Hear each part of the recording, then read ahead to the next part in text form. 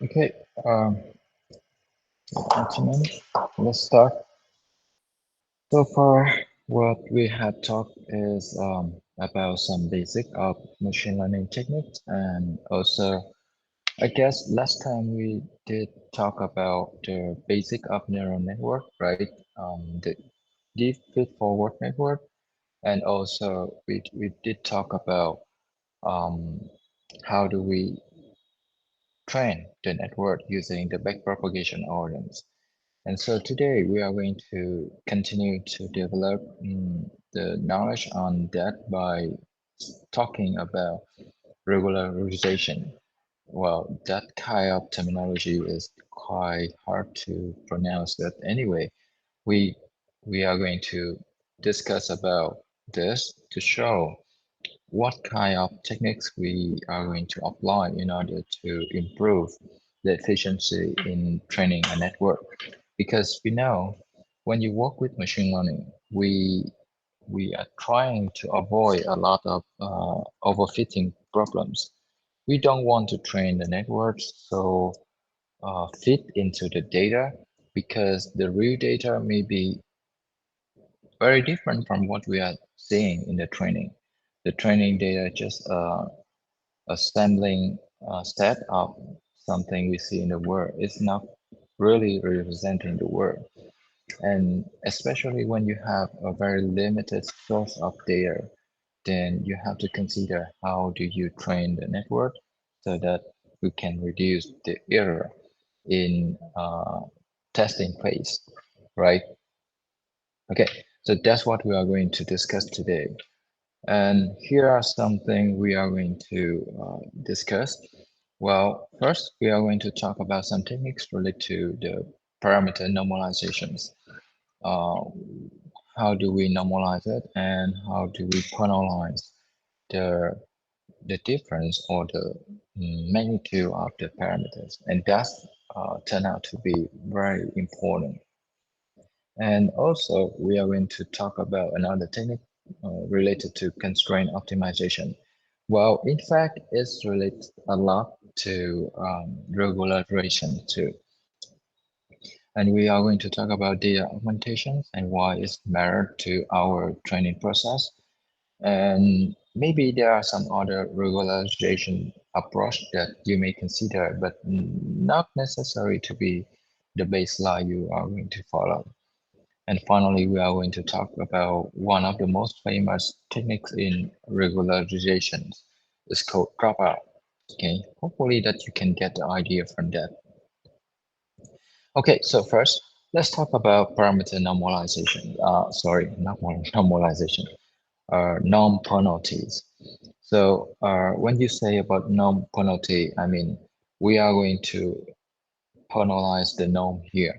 Well, based on this terminology, you can see that it can be L1 norm, but it can also be L2 norm. It depends on what you want to do.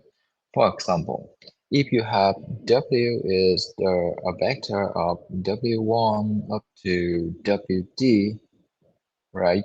Then the norm 1, the L1 norm, or you may call it that way, will be the sum over the absolute of Wi given I from 1 to D, right?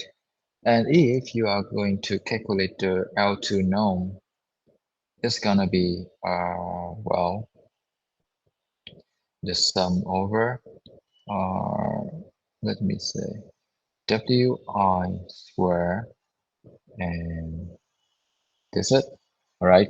And so the L2 norm is kind of popular to many of you.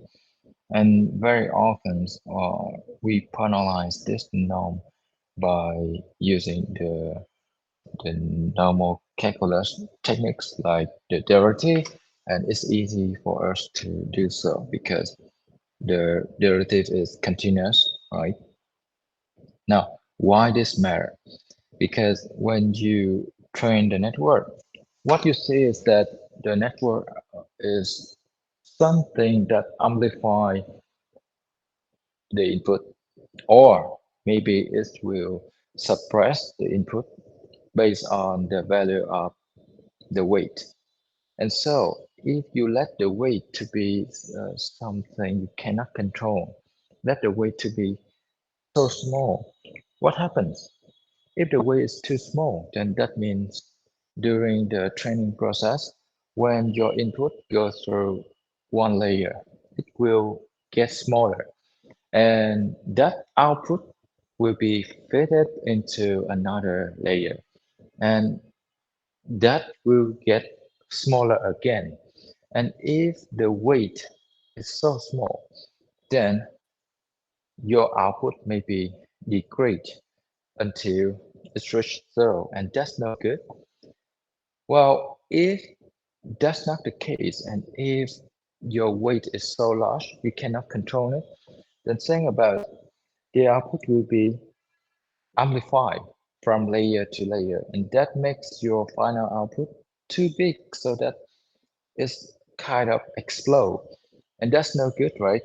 If your output explode, then you actually have no control over the error, and therefore that makes a lot of problems in the training.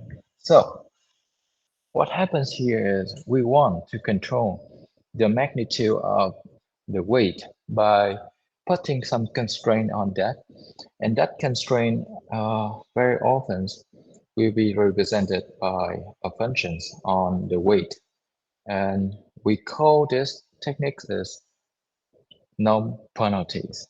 Okay, so let's see what happens. So let me back with the original definition of regularizations.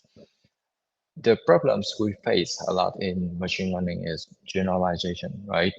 So think about it.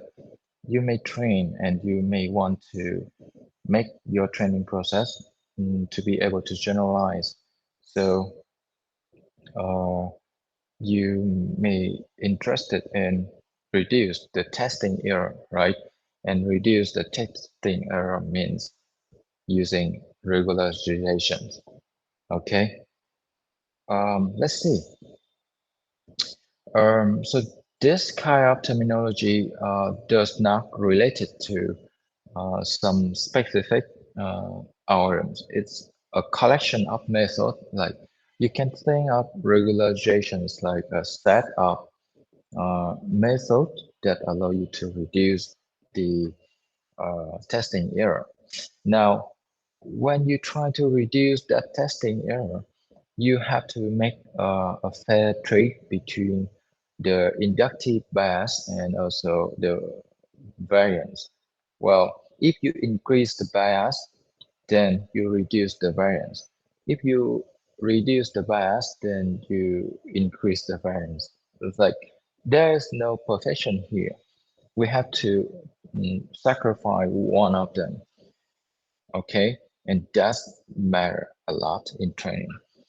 So they say that an effective regularizer will try to balance this bias and variance and try to make the profitable trade. That means how to say it?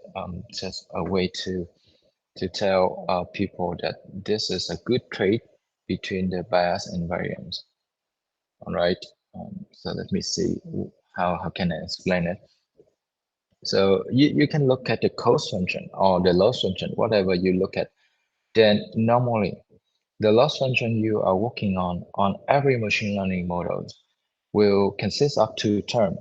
One is the main term, which is this one, right? It's measure the difference between what you predict compared to what you have in the label. Okay, so that's the main loss function or main cost, whatever you call it. The second term is the omega term over here. It's based solely on the parameters, and we call that one uh, the regularization term. Sorry for my misreading. I cannot read it correctly, but by that, you see that we have a hyperparameter uh, alpha. That alpha will control the weight of the regularization term. So suppose that alpha is small or maybe zero, then you only try to minimize the loss functions, the main loss function, right?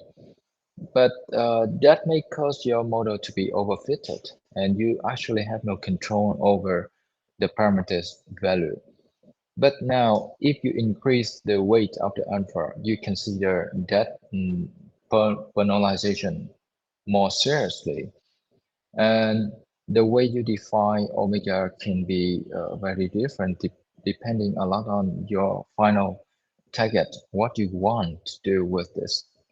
Okay, so let's see. Okay, so this is what we have so far. Normally, we try to employ that norm penalization like the L2 norm, like this one, the square of L2 norm. And they call this one with the very beautiful name, risk regressions term.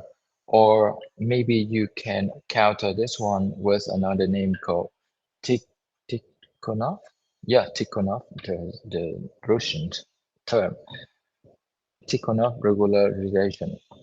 Well, whatever you call it, it's just the square magnitude of your weight matrix. And with that, when you take the derivative of the whole loss with respect to the weight, then obviously this gradient gives you this term. Sound familiar? The first one actually control the value of your parameters. So if you apply the gradient descent algorithms, then your final update will be the, the previous one subtract with the gradient, and if you combine that, it will go to this space. Now, what is this? The first part is similar. The second part is nothing but gradient descent, right? So actually, if you polarize the parameters using this L2 norm, it's like you are trying to perform the stochastic gradient descent under the condition that you only keep a portion of your old weight, okay? And that's kind of similar to what we are going to talk in the optimization algorithms. It's like momentum algorithms, okay? So keep that in mind. We have something like that in our setting, okay? And let's see what I have here. Now, L1 norm is a little bit different, as you can see. For L1 norm, we have the sum over absolute value, and because of that, it's not easy for us to optimize because the derivative is discontinuous, and therefore it causes a bit of trouble, but not really because still we can do something with it using dual form or the psi function. But that's fine. We have some way to deal with it. And if you take a look at the gradient here, sorry, if you take a look at the gradient actually very simple. It's just the alpha multiplied with the sine of your weight matrix and then plus with the gradient. And so why we have L1 and L2? Because sometimes when you need the spare parameters, you use L1 instead of L2. Okay. Now L1 produce some solution is more spare than L2 because, well, I need to explain about this spare keyword. For example, you have some input here, okay, and you have to wait to compute the output here, okay. So suppose that the network is fully connected, then there are some weight from the input to the output. You have to multiply with the weight, right? So if you use L2 num, every weight will have the value, will have the values, either big or small, that doesn't matter, it has some value.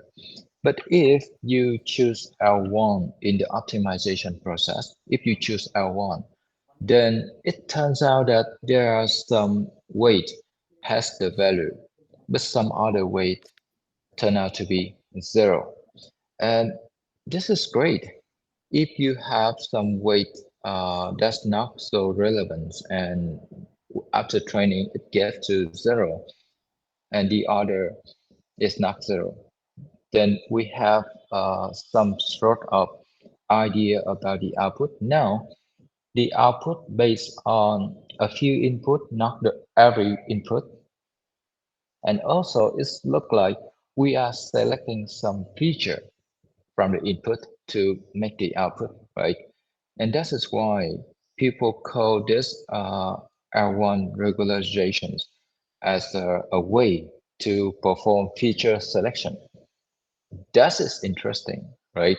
Because in many cases, as you have so many feature, not every feature really play an important role in our problems. Okay, and that is why we have to consider about it a lot. Okay, so I hope you get that, and we will start from here. Now, given the regularization term and adding the that no penalization is very simple. But the question is, can we do better? Can we make it to some other extent and somehow related that one with something we already know? For example, constraint optimization is one technique we have been working on for a long time. Then the questions I'm having here is there any relationship between them? Okay, so actually there is. Let's see. Say you have the optimization problems. Training a neural network is nothing but using the optimization on the loss function, right? We try to optimize that loss function. And when it comes to that optimization, we have a concept called feasible point. Well, the feasible point is some point within the set S. Well, the set S you are seeing here is the set of values, okay, that potentially make the function fx you want to approximate to be maximal or minimal. And think about it.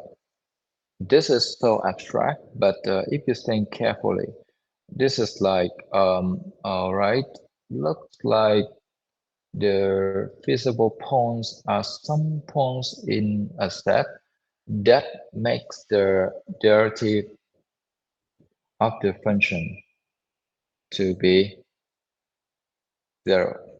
Why? Because if you want to optimize the function f, then that should be the what should I call it? That should be the extreme. That should be the extreme of the function. Therefore, you are dealing with this point where to make the derivative to be zero. Then, in order to solve that, we have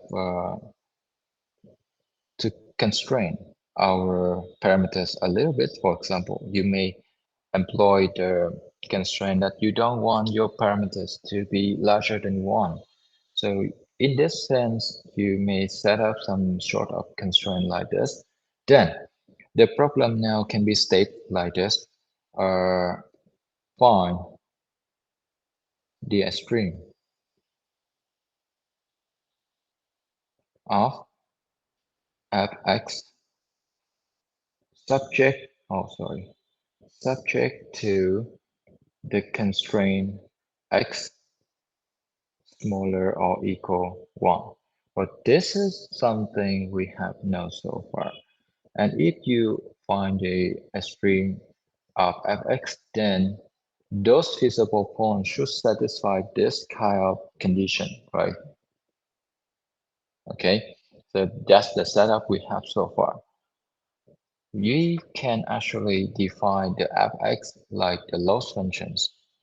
This is the loss function, the main loss functions.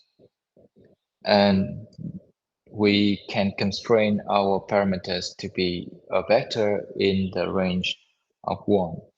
And if that you know what to do, right? You can use Lagrange equation, which give you the Lagrange of x lambda equal to, well, the second term, the constraint, is inequality constraint, right? Then you should have f x subtract with lambda sum over, okay, I don't need that one, right? Yeah, if I'm using norm 1, then I should say norm of x minus 1, something like this. And this is my Lagrange equations. And you can go from there. Well, briefly, that should be what happens with the constraint optimization. Now, let's go a little bit more formal into the equations, what we have. Well, this material I described very carefully about the optimization process with respect to some constraint. But if you read some other documents, then you can also find very similar information. So what actually happens is, as you can see here, we have KKT optimization condition. If you want to optimize the function f with respect to some equality constraint g and inequality constraint h, then you end up with the Lagrange equations L, as you can see in equation number 8 I have over here. Okay, um, that's easy. We know that for a long time, right? So I hope that you still get it. In order to solve it, what we do is we are trying to maximize this Lagrange equation where we find the extreme with respect to alpha and lambda. But then we try to minimize the whole term under x. Okay, that's important. So if you are going to minimize fx, then you are going to minimize the maximum of L over alpha and lambda. That's what we learn in the optimization theory.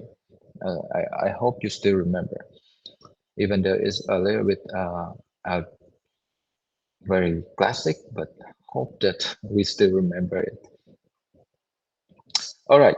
So the thing is, this is so important. If a constraint is violated, then the maximum of that Lagrange equation over alpha and lambda will be infinity. And that's important, right? So this says the Lagrange equation must always satisfy the constraint you employ on the problems. You cannot escape from that constraint. Okay. And they say, because of this, they say no infeasible point will ever be optimal. Every feasible point, a feasible point should satisfy the condition F and G. Then, if it violates the constraint, you cannot minimize it because the maximum of L is infinity, right? So that's the deal we have so far. Okay,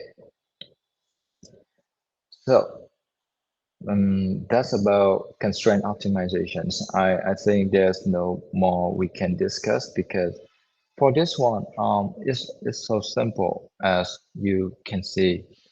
The point is you can using constraint optimization like this one for penalize some parameters or putting some constraint on the parameters.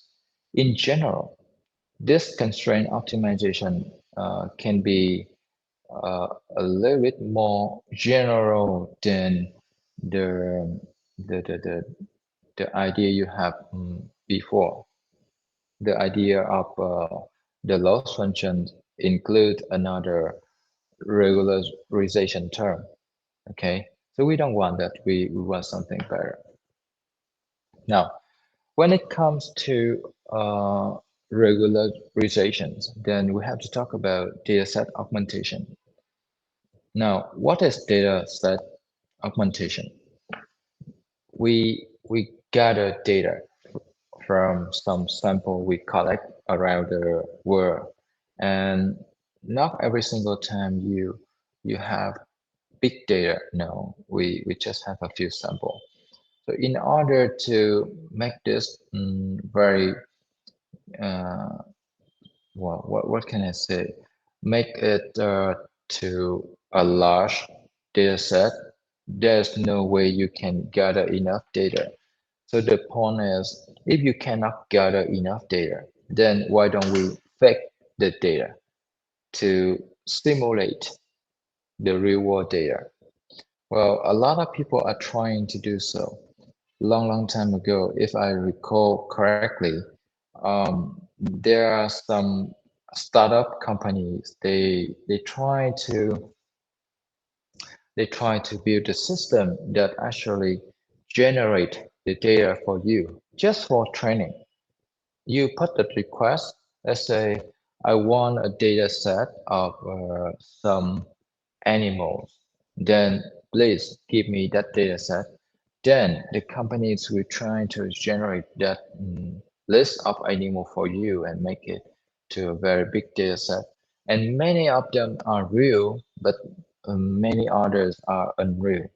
So the thing is, the bottom line is, you don't know exactly if your data is real or not. What you know is, okay, I may not have all the data, but many of my data may be generated from uh, models.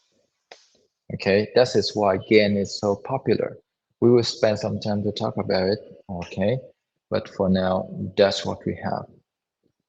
So basically, data set augmentation is a way for us to uh, edit more fake data into our data set. Hopefully that fake data simulates some sample we can gather around the world.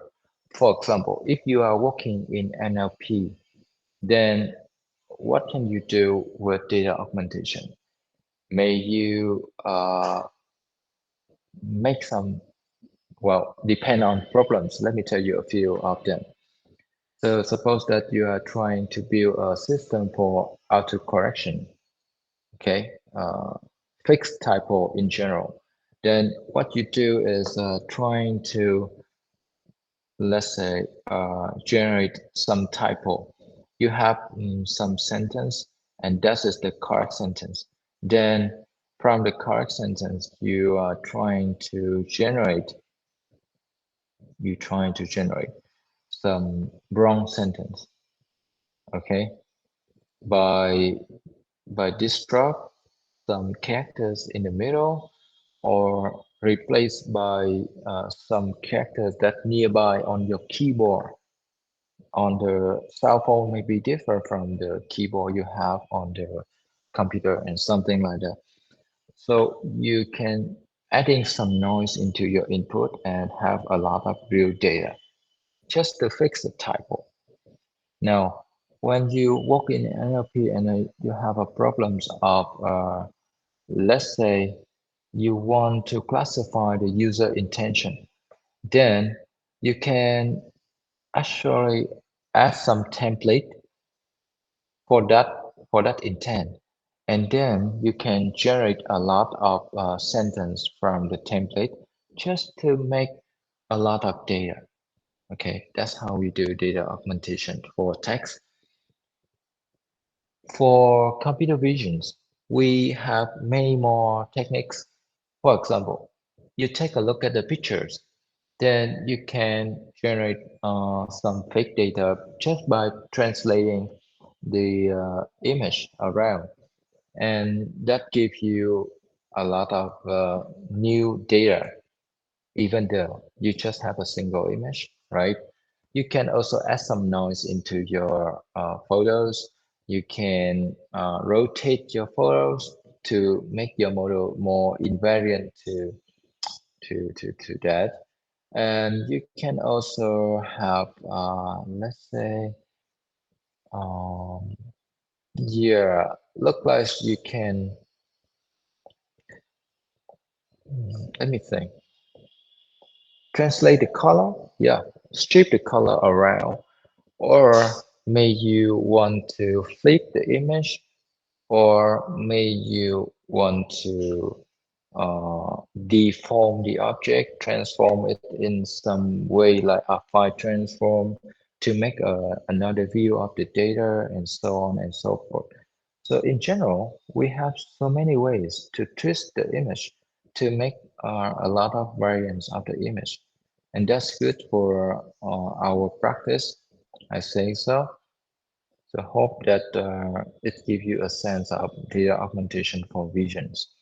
And of course, depends a lot on your problems. You may decide to do this techniques or that techniques. And there is no fixed formula. It just depends on the situation. Okay.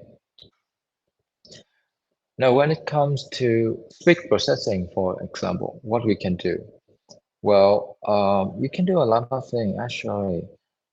Think about it. If you have like um, the problems of voice recognition, for example, then you may gather a lot of speech around the world. Some of them require you to adding some noise. Well, many of voice you collect may be from the studio rooms without noise. And if you want to recognize that in the real world, then you have to add some noise. For example, some noise I have around here causing by some drilling machine, some noise caused by car and motorbike must be suppressed or must be added into my my voice. So by adding some noise into my voice, I do data augmentation. Okay, and also I can increase the speaking speed of my voice by uh, make my speech shorter, or I can make my speech longer, delay that time just to make some fake data. Okay, and that's the idea. That's the whole point of data augmentation. So in general, data augmentation is a very general term. It gives you some sense of how do we make data from the original data. Okay, and we use that a lot in practice, not just for experiment, but also in practice. So hope that all of you get the idea and apply it in the future. Okay, then here in the material, I did mention very clear about the idea of data augmentation. We try to create the fake data for training. Okay, that's the whole point. And for dataset augmentation, we see that it can be used for a lot of problems like object recognition, for example, is one typical problems that we can use data augmentation. Now for the image, you can adding a lot of variation, scale, rotate, alpha transformations, all kind of thing like that can be used to make the bigger data set. From one sample, you can make 1,000 if you want to, okay? And the basic techniques here is injecting the noise. And depending on the type of neural network, you can you can add more data to make your network more robust to the presence of noise. And there are many problems that can be trained unsupervised. And for example, you have like the denoising autoencoder here as a particular network. What it is receive an input. It's trying to encode your input into some sort of feature here. And then it try to decode that feature into the output. And the purpose of this denoising autoencoder is to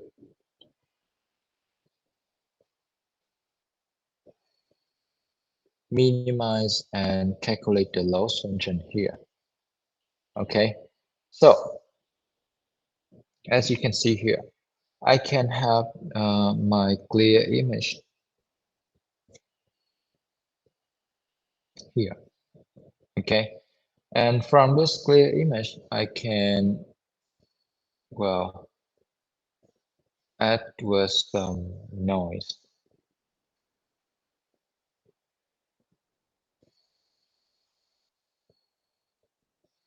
So this is Gaussian noise, maybe. You can add the Gaussian noise here or any kind of noise you want. Maybe the more noise you add, the better.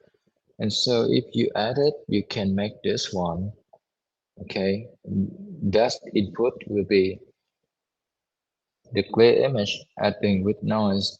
And the purpose of the network is to encode and decode so that it minimizes the, the difference between the clear image and the output.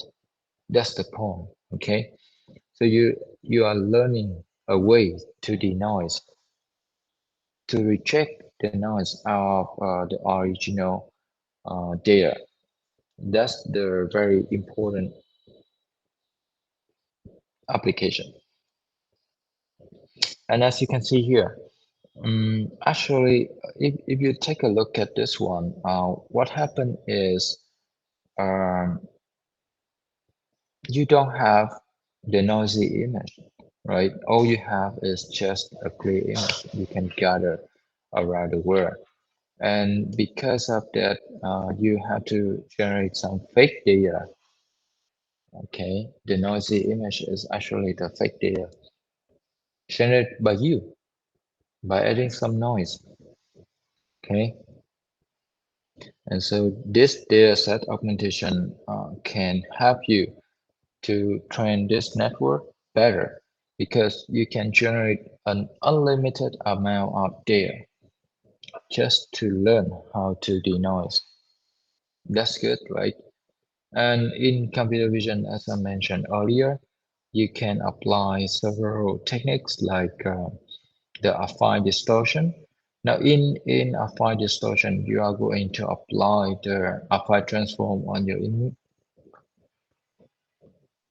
You can apply the sorry, the affine transform on your input image to make it look a little bit different, maybe a little bit bigger or smaller, shape a little bit here and there, sway it a little bit, adding noise, perform some sort of elastic deformation, and also shape the color, random translation, and so on.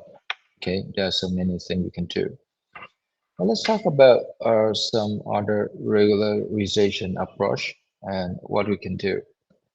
Uh, you see here that in other regularization approach, we can employ some sort of semi-supervised learning.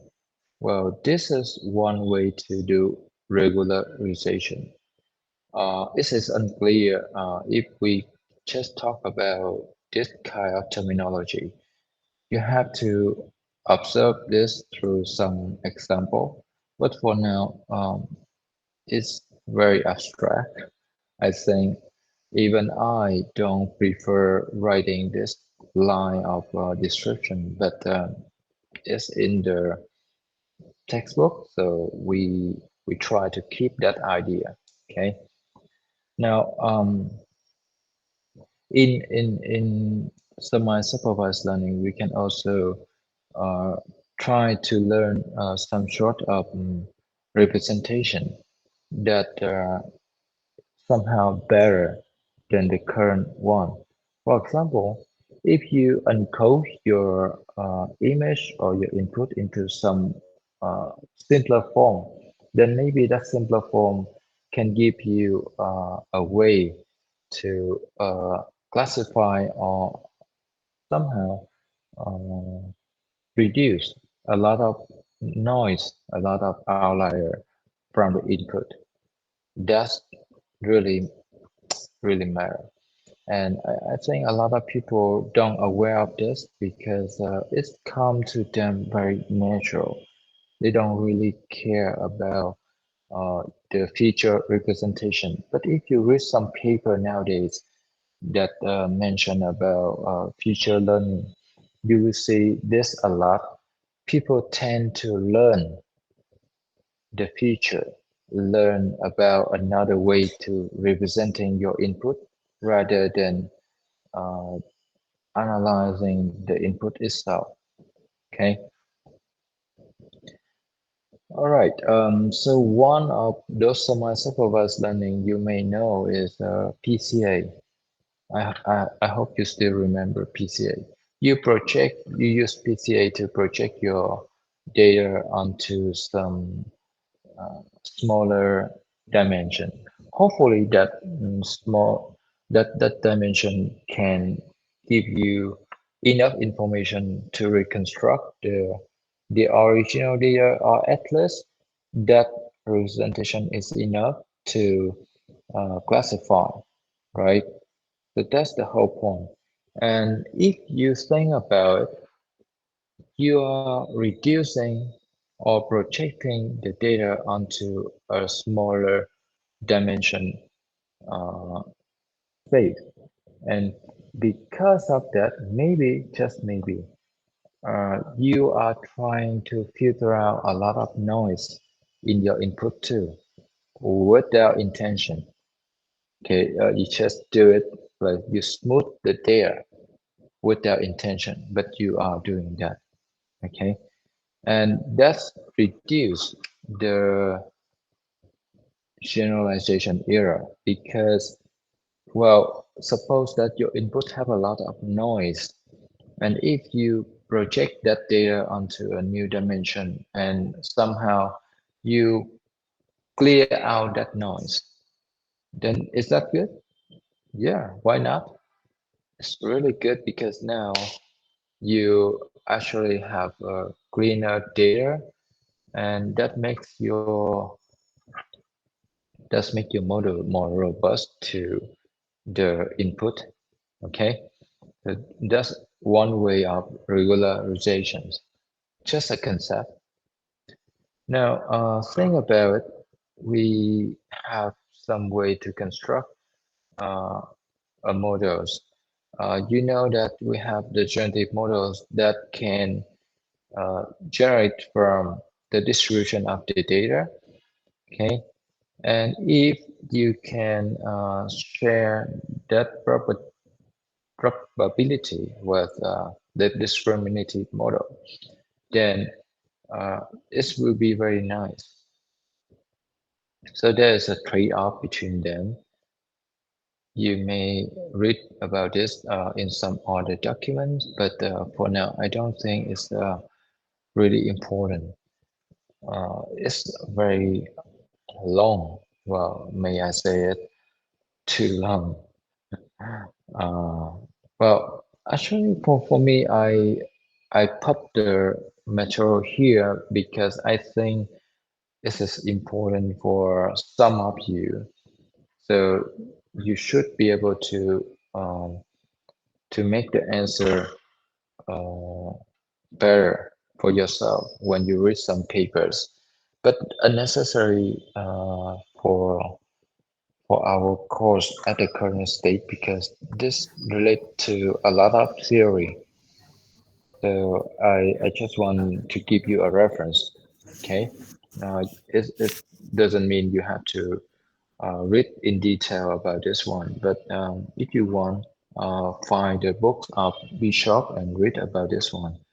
And maybe you should take a reference on some other books of Ian Buffalo also. But right now, that's enough. That's okay. So another way to do the regulations is to do multitask learning. And let me tell you this, a lot of problems in deep learning can be solved better by using multitask learning. And you take a look at this, what happens is we have the models, the model learns some share feature. Well, this hidden is the share feature. Well, if you train with one task alone, then that feature tend to fit on that task, right? So if you want that feature to be some sort of new representation can be used for other tasks, then you should employ the multitask learning. For example, I want to detect the object, but also I want to classify the scenes. Then, suppose that y1 over here is the object detection result. Oh, sorry, what's that? Suppose that this one is the object detection result, and suppose that y2 here is the scene classification result. Then what you want to do when you train both of them is to give the model a sense of how to classify a scene, but also how to detect the objects. And if you train one task alone, then detecting the object can be uh, very naive. For example, if I cut out the second branch that try to classify the scenes, and I only focus on detect the objects, okay, then think about it. One day, when you see something on the beach, will you classify that one as a car or a wheel or something? Suppose that I see some circle shape on the beach. Will I classify it as a circle, a shell, or something? Well, there is no context in that because you are dealing with the object detection only. But if you are training the model with along with the scene classification task Y2, then if I can classify this scene as the beach, then I know that the beach will not have some object like the uh, the wheel of the car or some uh, some sort of circle thing like the donut. I don't know, just some sort of idea. It very often not appear on the beach, right? So, oh, what's that? Sorry, I'm sorry. What's that? Sorry, guys.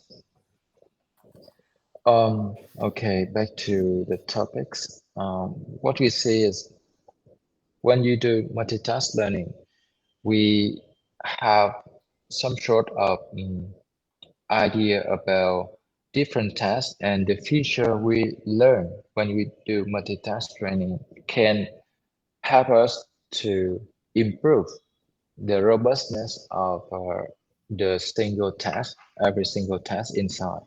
And that's a good thing. Okay. So I recommend you guys to try the multitask learning when you solve some problems in deep learning. That would be very handy. And we have a lot of proof on this. Can read it. By proof, I mean we have a lot of paper talking about this, and you can take it as reference. Okay, so let's move on.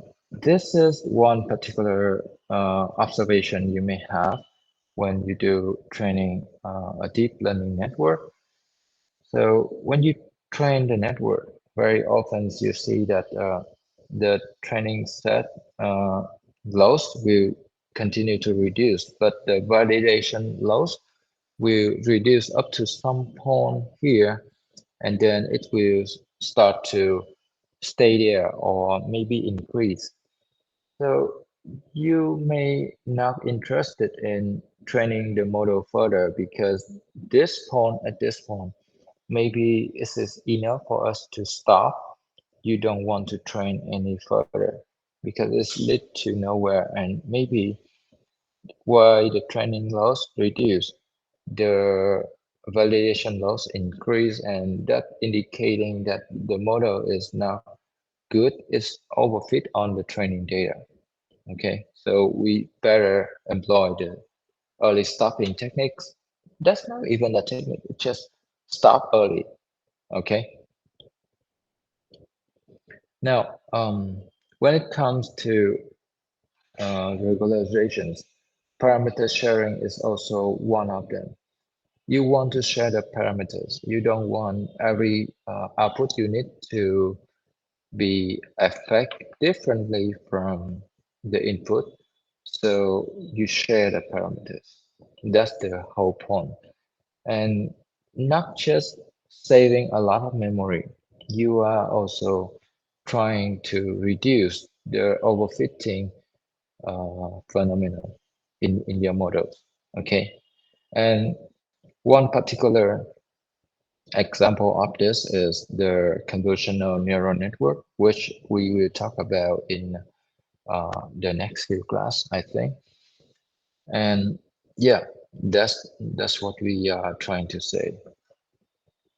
Now, last regularization techniques we are going to talk here is dropout. What is dropout? Well, if you have to talk about dropout, you see that a lot of framework like TensorFlow or scikit-learn or PyTorch, they let you define a layer, okay? And in that layer definition, they have an option for you to choose. You can choose dropout to be some number from 0 to 1, like 0 0.5, 50% dropout, or 70% dropout, or 30% dropout. It's up to you. But you have that choice. So now let's see what dropout means. And in order to understand dropout, you have to understand about the assembling learning and backing.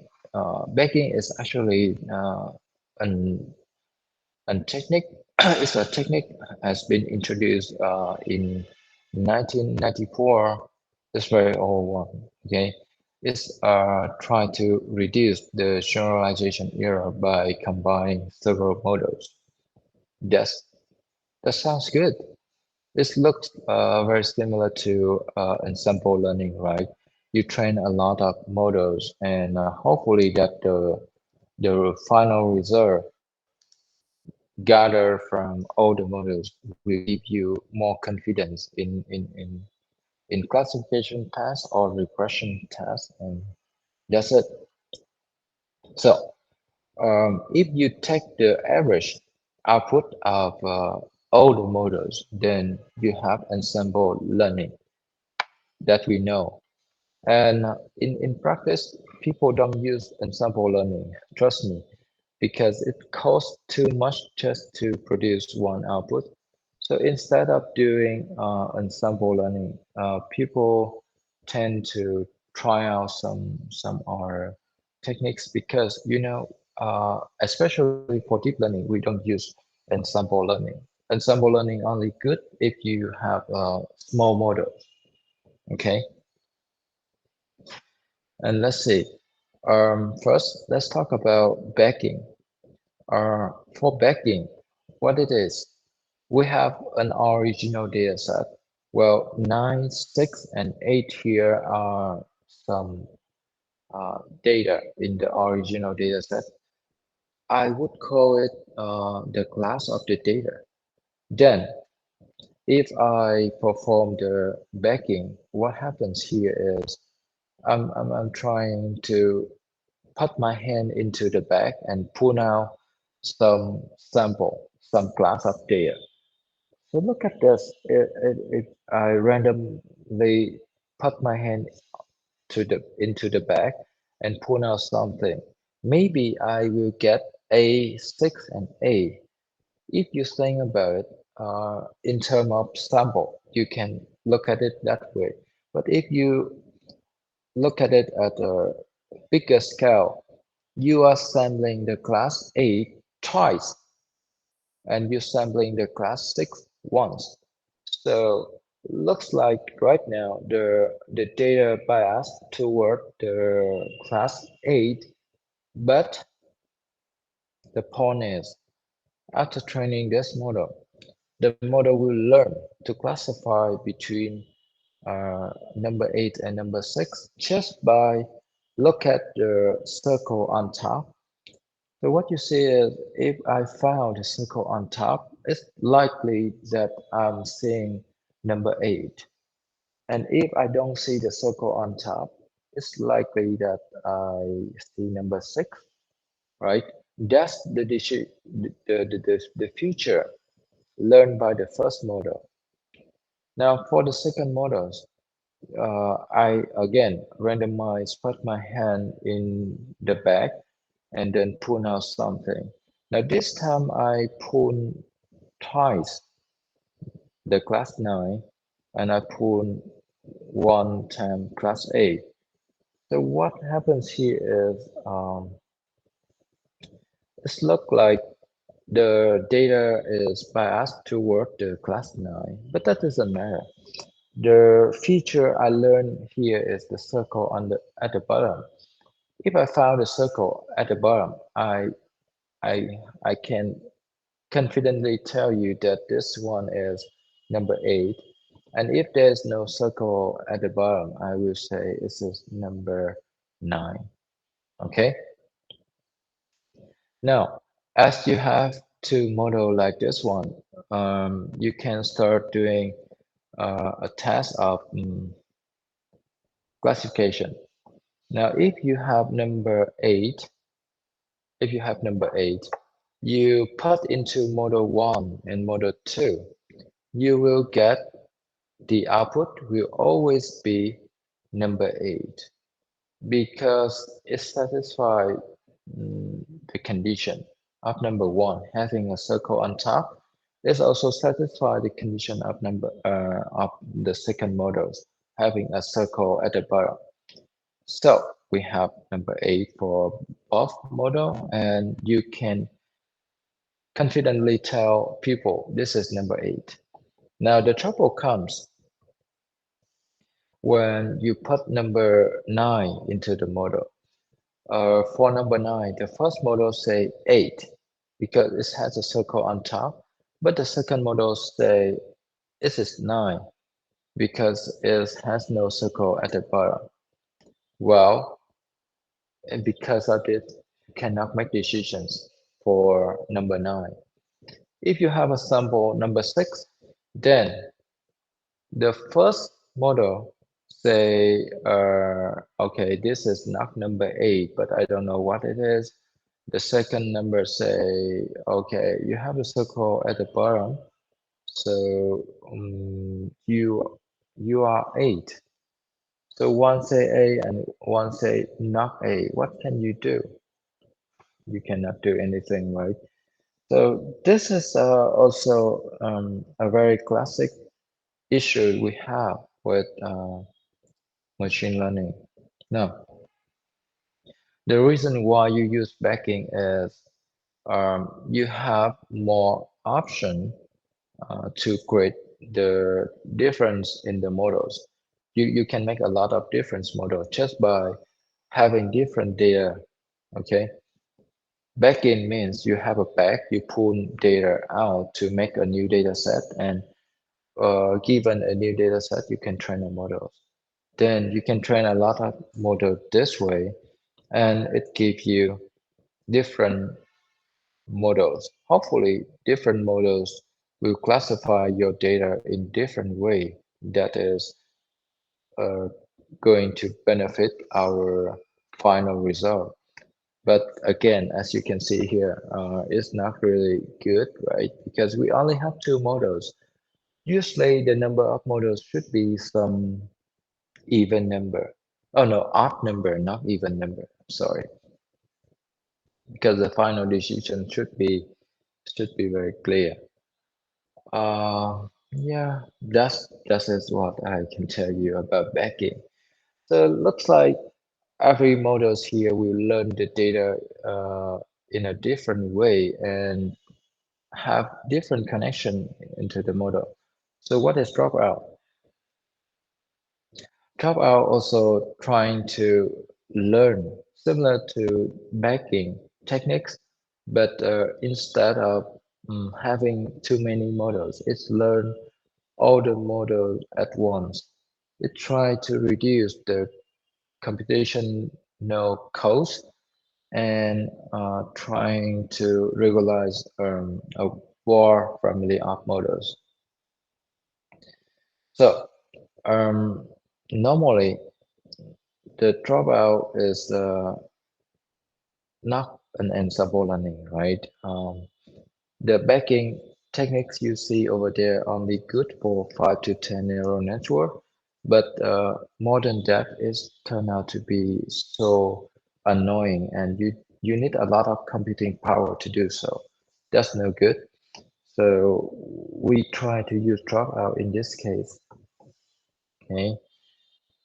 And this is the picture of dropout. So the left side give you the figure of a network with all the connection available.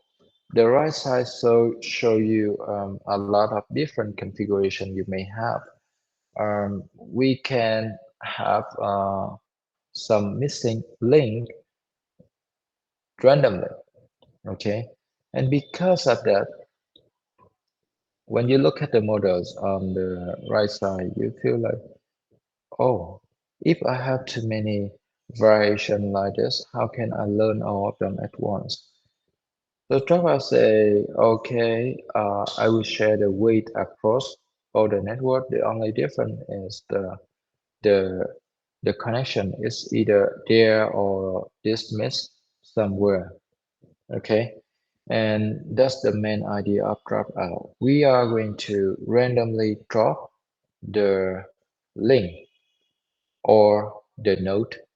Well, I hope that you spend some time reading about this at home because there are some documents in TensorFlow and in PyTorch and scikit-learn. They will describe dropout in a very different way, and you have to be careful about that. Some dropout implementation, they let you drop some unit. Some dropout implementation say you can decide to randomly drop out the link. Now, what will you choose? Drop out unit means you are going to drop out all the weight associated with that node or that output, okay? And drop out link mean you randomly mask the weight, your choice, okay? Think about it. If I drop out a node, let's say I want to drop out this one, then all the link I have from that one will be discard. Then I only have the network with this three link. That's the node drop out. But if you drop the link, you can have some link like this one. Okay, and you may just drop one link. Then how to do that? We mask that link into you using a mask. We can clearly disable that link on the network, and that's your choice.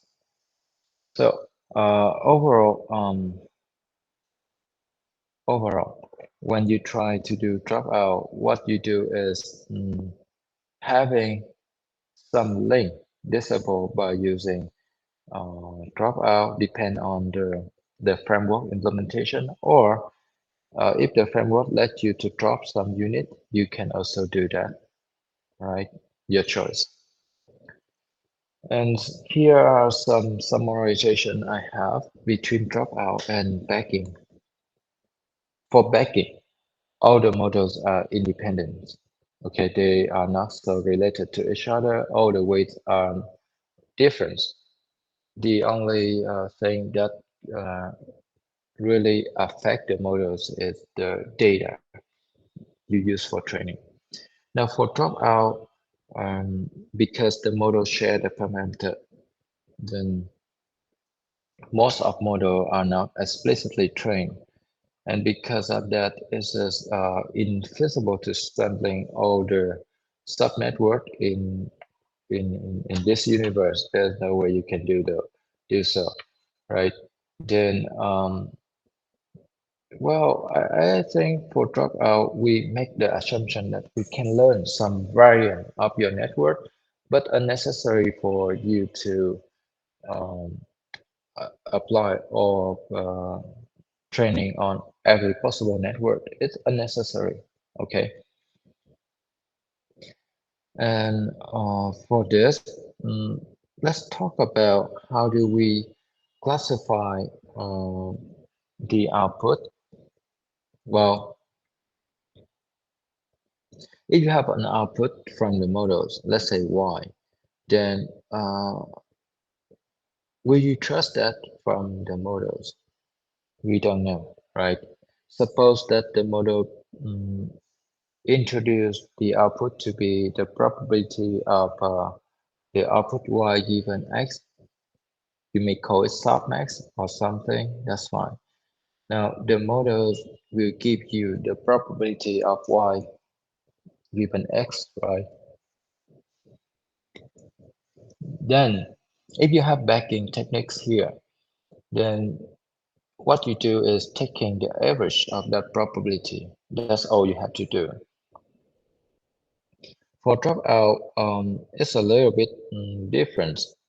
Now, let's say a submodel can be defined by the mass vector. So in this context, I'm talking about we are considering dropout as a masking technique. You don't really recheck the whole node, but you recheck some link to the node and out of the node. Then they say that a submodel can be represented by a mass vector mu here, mass vector mu, okay? And each submodel will define the probability distribution P, Y given X and mu because that define the models, right? The submodel, sorry. Then you have to make decisions based on the arithmetic mean over all the mass, right? Where P mu is the probability of the mass and P y given X P is the probability generate from the output of a particular model. You apply the mass mu. Well, this looks annoying because there's no way for you to calculate the probability of the mass and also compute this arithmetic means is infeasible. There's no way you can do so. Okay, it's like something we cannot do in our lifetime. But this is nonsense. But well, what you can do if you don't agree with this, what you can do normally. Uh, You don't know about the probability of the mass mu. And if you don't know, you just assume it to be some number. And you must pass your input into the model with different mass and then take the average of the output, right? That's also fine. But let me tell you, even if that is the case, then there's no guarantee that the average is correct.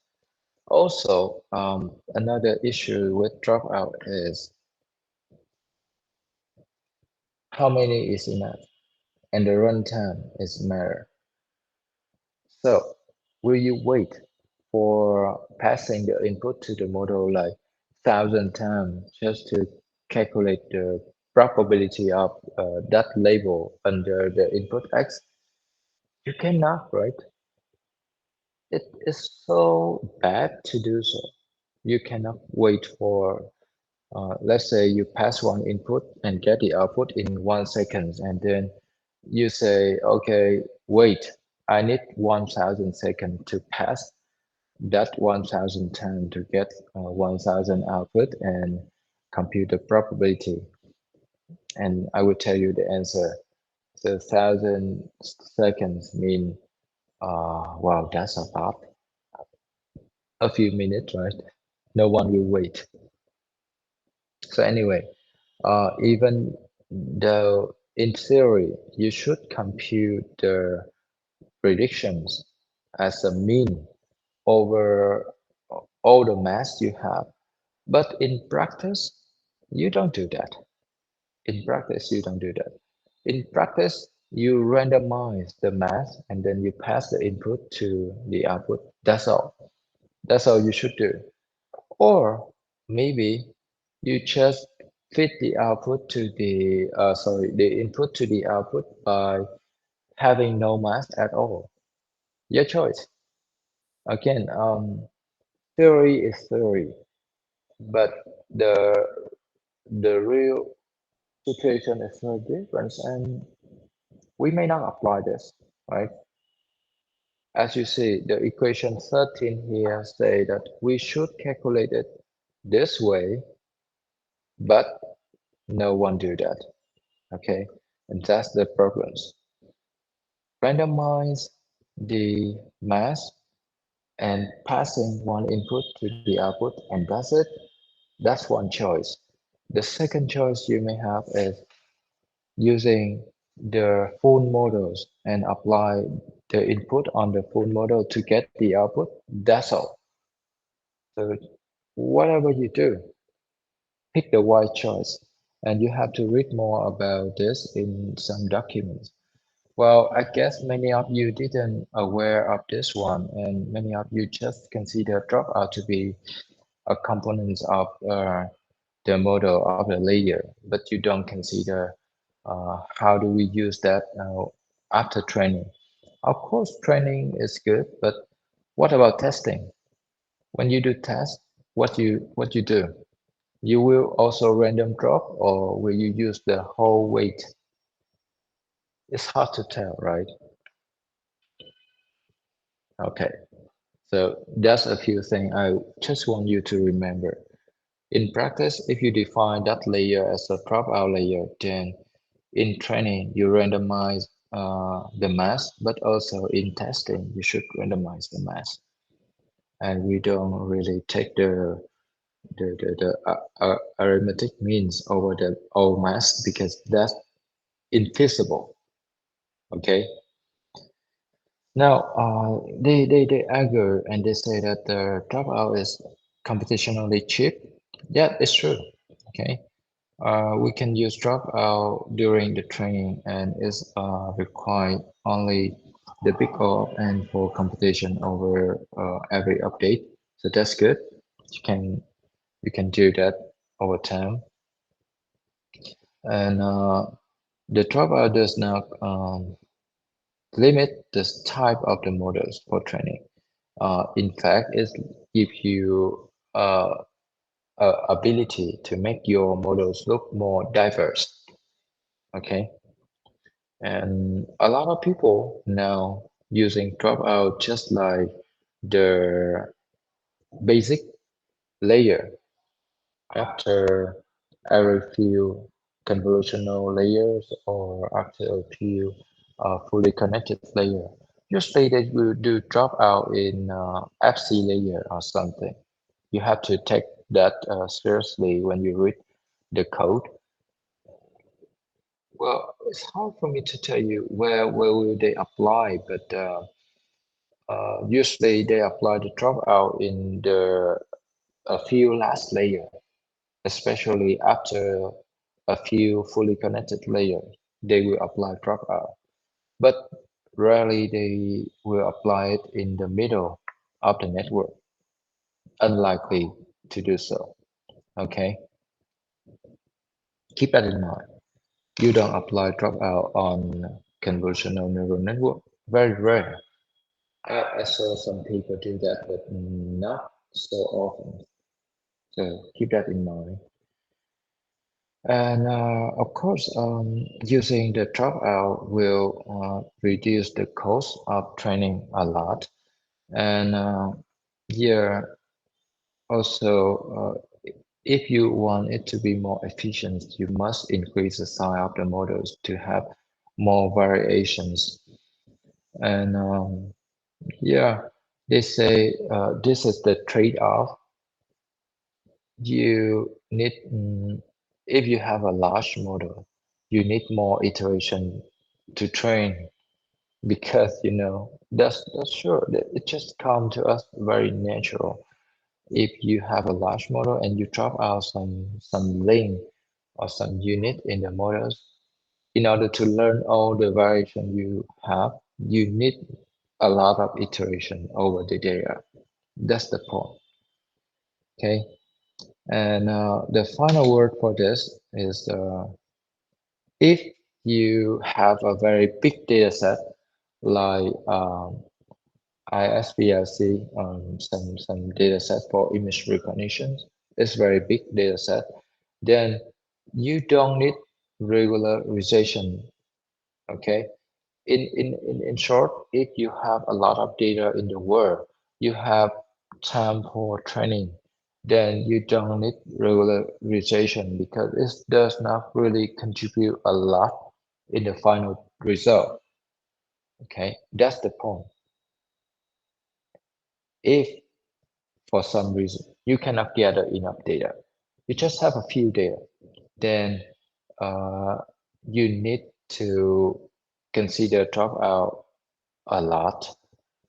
Well, in that case, the dropout is not so effective in small data set. That's weird. Should I use dropout or not? Because if I have a big data set, I use dropout and it give me no benefit. I don't use it, right? Now, if I don't have uh, a lot of data, I just have very few data, then again, the dropout is not so effective. What should I do? Well, this is a very interesting situation. If you have a lot of data, you don't need regularization, you don't need dropout.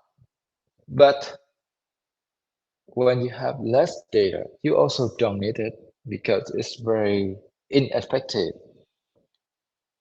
So you only use dropout when you have somehow adequate amount of data. Well, adequate amount of data is some sort of very abstract concept, and I don't think people will agree with me on that concept,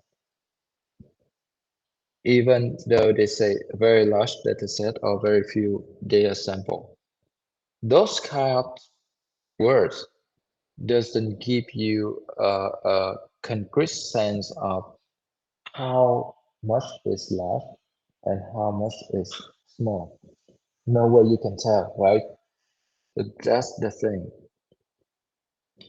And yeah, I think that's all about dropout. So hope that you get some idea about it.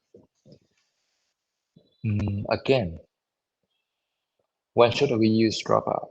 When you have not so much data, not so less data, but mostly you are going to use dropout when you want to regularize your models, when you want to reduce the testing error by learning a lot of model at the same time. And remember, dropout is a way to learn multiple model at the same time. Okay, that's the main point. There's a lot to discuss about this if you read some paper nowadays. But for now, just leave it right here because I think that's enough information.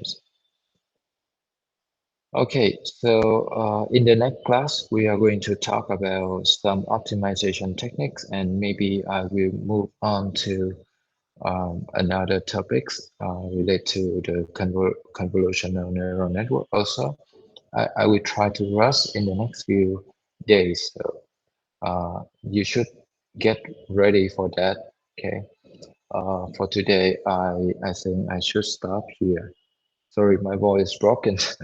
I talk a lot today, so anyway, thank you for joining. I will end the class a little bit early because my voice is broken now. I cannot speak any more. So, um, okay, thank you for joining and see you next time.